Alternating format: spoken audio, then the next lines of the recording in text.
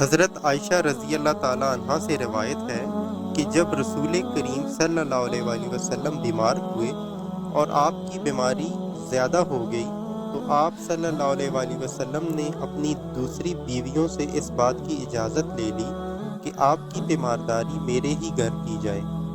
انہوں نے آپ صلی اللہ علیہ وآلہ وسلم کو اجازت دے دی۔ ایک روز رسول کریم صلی اللہ علیہ وآلہ وسلم دو آدمیوں کے درمیان سہارا لے کر گھر سے نکلے۔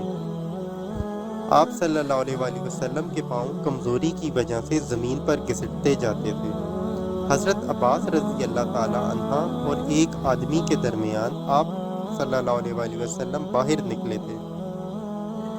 عبید اللہ کہتے ہیں کہ میں نے یہ حدیث عبداللہ بن عباس رضی اللہ تعالی عنہ کو سنائی تو وہ بولے، تم جانتے ہو دوسرا آدمی کون تھا؟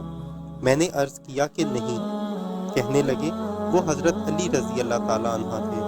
پھر حضرت عائشہ رضی اللہ تعالیٰ عنہ بیان فرماتی تھیں کہ جب نبی کریم صلی اللہ علیہ وآلہ وسلم اپنے گھر میں داخل ہوئے اور آپ کا مرض بڑھ گیا تو آپ صلی اللہ علیہ وآلہ وسلم نے فرمایا، میرے اوپر ایسی 7 مشکوں کا پانی ڈالو جن کے سر بند نہ کھولے گئے ہوں، تاکہ میں سکون کے بعد لوگوں کو کچھ وصیت کروں۔